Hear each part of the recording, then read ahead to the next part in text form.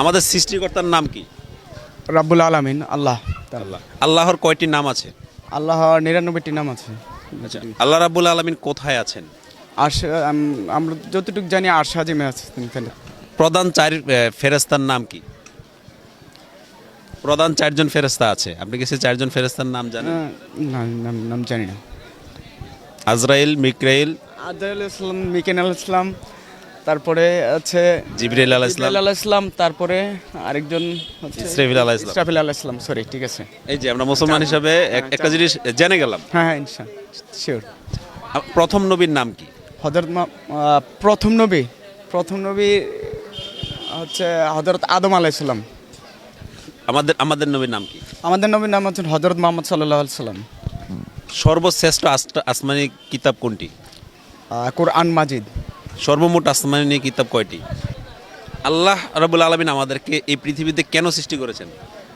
তার ইবাদত বন্দেগী করার জন্য। এরপর যে মানুষ কিছু বাবার কাছে যায়, এটা কি ঠিক? না, আমি মনে করি এইসব ঠিক না। যদি আমরা 5 ওয়াক্ত নামাজ পড়ি, সালামতভাবে চলাফেরা করি, ইসলামের দৃষ্টি অনুসরণ করি, তাহলে এটাই চলবে। আর কোনো দরবার আমি এগুলো বিশ্বাস করি না। সেজদা যদি দিতে হয় একমাত্র আল্লাহ তাআলাকে দেব, আর অন্য কোনো দরবারে না। আপনাকে আরেকটি প্রশ্ন করব, পৃথিবীতে প্রথম নারী কে? প্রথম নারী মা হাওয়া আলাইহিস সালাম। রাসূল সাল্লাল্লাহু আলাইহি ওয়াসাল্লামের চারজন শ্রেষ্ঠ খলিফা ছিলেন, তাদের নাম কি জানেন? হযরত আবু বকর ছিলেন, ওমর ছিলেন, তারপরে ছিলেন